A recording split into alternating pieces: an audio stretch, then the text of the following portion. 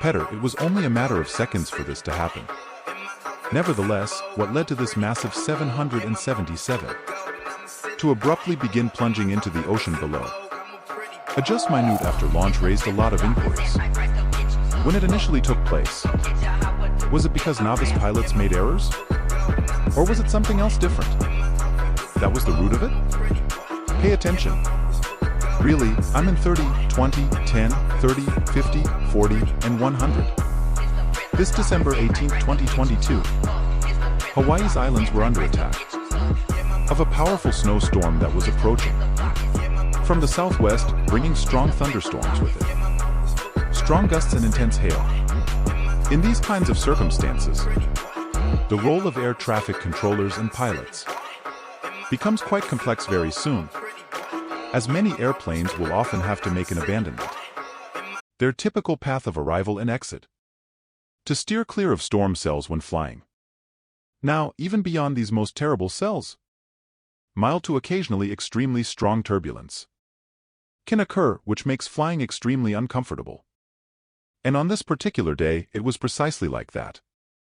2 pilots on the ground in Maui from United Airlines were seated, taking them in a shuttle bus, heading for Kahului Airport from their accommodation, where they were supposed to pilot Flight 1722 of United Airlines, the direction of San Francisco. Who would later return to fly with these pilots on their second trip of the day to San Francisco. Pilot mistake? When this incident's news reached the media, there was a lot of initial conjecture regarding whether these pilots were among a raft of unskilled new hires, and so an indication of a potentially dangerous trend throughout the sector as a result of the impending pilot shortage. Was it, in fact, the case? In this instance, you could probably answer both yes and no. The captain, who was 55, has spent more than 19,600 hours in total, and 5,000 of those had been on a Boeing 777 flight. That is a really admirable experience. Yet, as my buddy Juan Brown from the Blancalirio channel indicates, highlighted that, of the 777 hours, just 300 had truly taken to the skies as a captain. The final report does not state this explicitly. However, there's a chance the captain might, having worked on the A320 Airbus, considering his 777 co-pilot experience, and upon his arrival back there as a captain. On most large airlines, that is the standard procedure.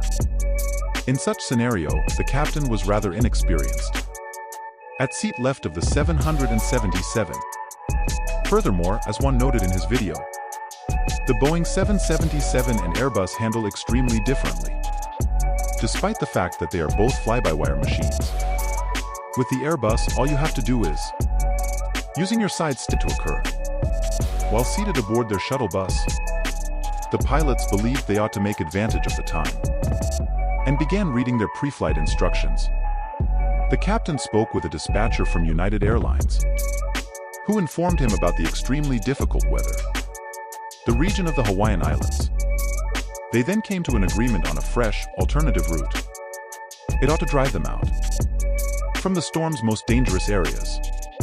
Additionally, the 2 pilots examined the technical situation of the airplane, which functioned well, and the NOTAMs, but everything appeared to be in order.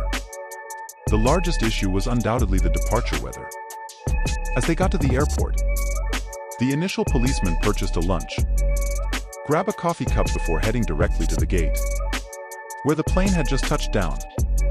Upon boarding and presenting themselves to the crew, the top cabin crew member or purser began by informing them of the tumultuous arrival that they had recently passed through. And this just served to emphasize the challenging weather conditions they faced. Thanking the purser for the update, the captain then gave the crew a briefing that when they left, he asked them to remain sitting to ensure that nobody was harmed from the anticipated turbulent flow. The purser consented, and following that, the captain, who was scheduled to serve as the leg's pilot, entered the cockpit and began getting ready to take off. As the first officer exited the building to wander about, and based on what I've heard, It sounds very much like first officer weather. For strolling about. Negative indicators. While performing the pre-flight check, a buddy sent a text message to the first officer, relating to him a very turbulent episode. It had just occurred on a Hawaiian Airlines plane. Reaching Maui, there had been several injuries aboard that aircraft, which I may potentially be featured in later on in a different episode. In any case, the first officer appeared.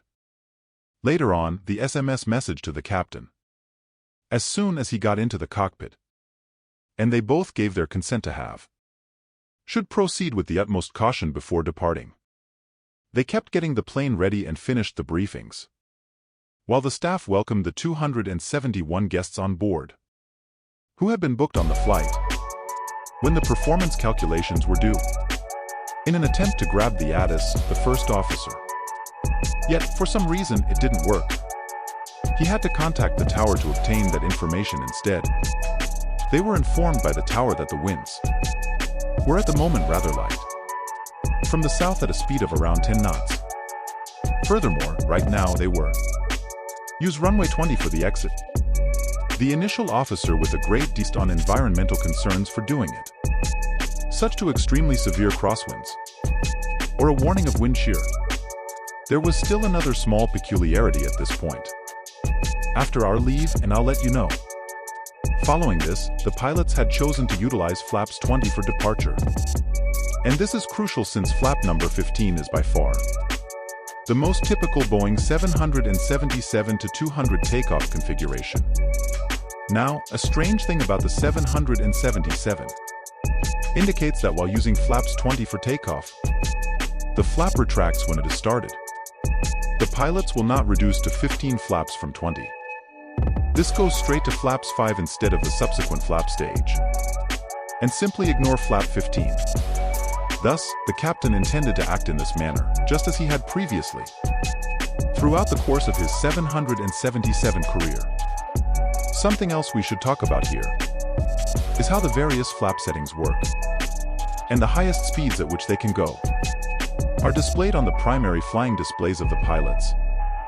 Generally, the lowest flap speeds are displayed as a little flap insect bearing a corresponding number, positioned on the left side of the speed tape of the main flight display.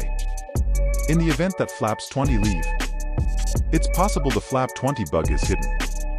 Nevertheless, if the nose is dropped, a positive speed trend is shown as it accelerates, and the velocity is sufficient to initiate the flaps retraction. Flaps 5 will be called by the pilot in flight, and after that, the pilot monitoring will confirm. Choose flap number 5 after making sure the pace is safe. After then, this process will continue when the pace continues to rise.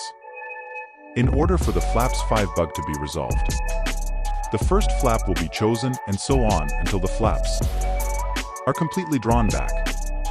Now that the wing's total area is increased by the flaps and slats, given considerable curvature, they are undoubtedly prone to up to a set maximum speed restriction. The more flaps that you've chosen, the lower the top speed. And the speed tape demonstrates that.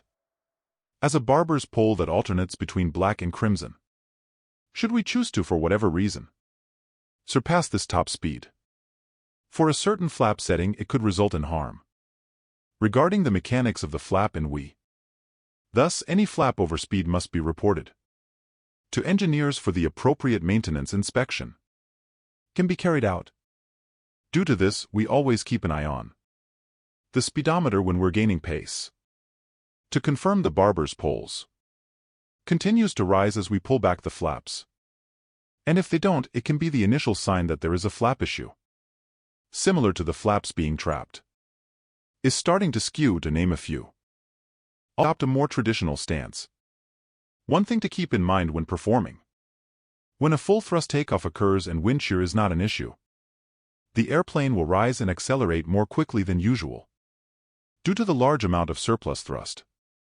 Now, as they were departing by taxi, the pilots discovered in a line of departing planes, and they made careful use of that time to summarize what, in the event of a predicted wind shear alert, they would take when a real wind shear during the takeoff roll After they took off, they eventually arrived at the holding area and were released to wait in line, runway 02. In the wake of an Airbus A321. They did, and ever since they did, have to wait for sufficient spacing for a few minutes. It gave them plenty of time to get to the earlier aircraft, to examine the weather radar image, verify that there were on their navigation display no storm cells in the direction they were leaving in.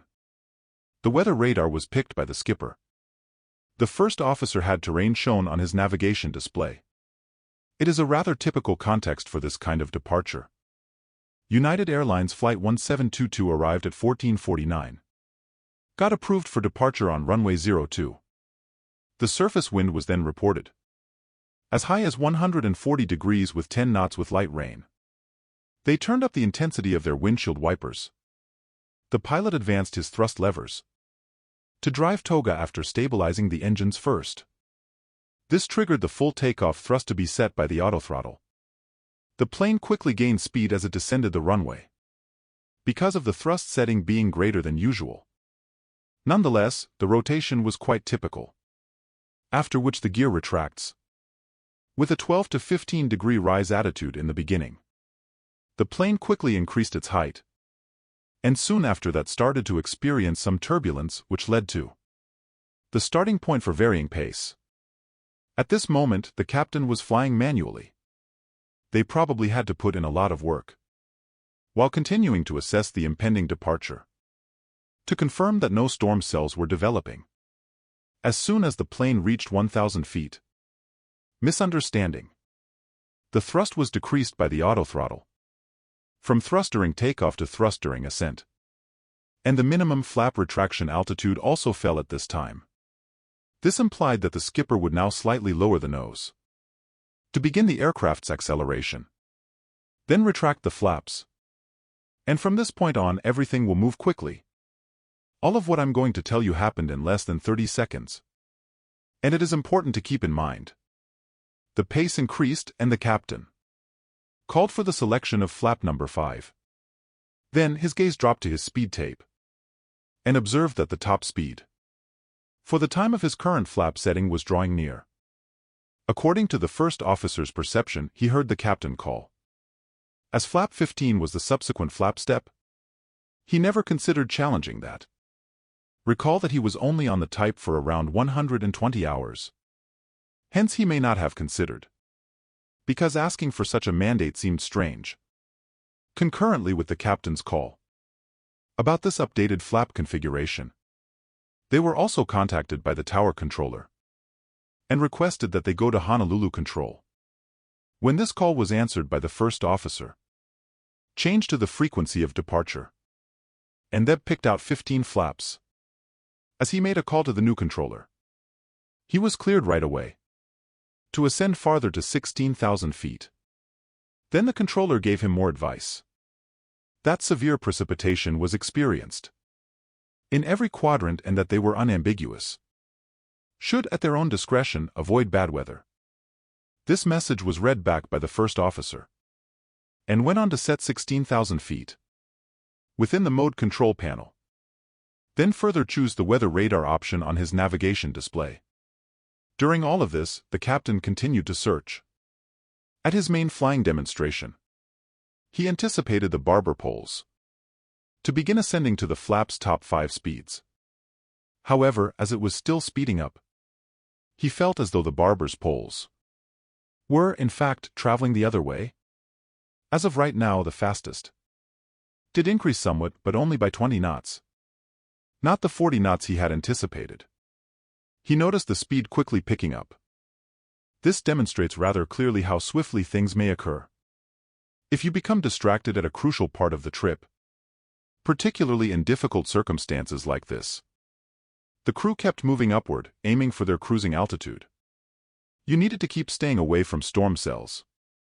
Little turbulence throughout the remainder of the ascent. After they steadied out, the captain spoke with the purser to inquire on the whereabouts of both travelers. And the crew, fortunately, everyone was seated, wearing their seat belts during this harrowing experience. And they had been anticipating it in reality. Despite some really intense turbulence, they were all okay. Moreover, as there was no sign. If there is a problem with the airplane, the crew decided to keep flying in the direction of San Francisco. On the cruise, the pilots gave a debriefing. What transpired and made a decision. Must submit a single report to the base upon their arrival. Which was the right course of action. They then made an approach and touched down without incident in San Francisco and, of course, the flap exceedance had already reported by the aircraft itself. So they were met by engineering after their arrival to check on the flaps. Late investigation. Even though the pilots reported this through the correct channels, the incident didn't initially trigger a full investigation. Instead, it was only about 2 months later when the Air Current highlighted the incident in one of their excellent articles. And that's when the FAA and the NTSB started their own investigations. Sadly, by then, both of the cockpit voice and the flight data recorder had been overwritten. So this report is based on the interviews with the pilots and ADSB data as well as whatever they could retrieve from the aircraft quick access recorder. The report finally said that the incident was caused by a miscommunication between the pilots, which led to a failure to manage the aircraft's vertical flight path, airspeed and pitch attitude. The outcome of the investigation led to United Airlines modifying one of their pilot training modules, as well as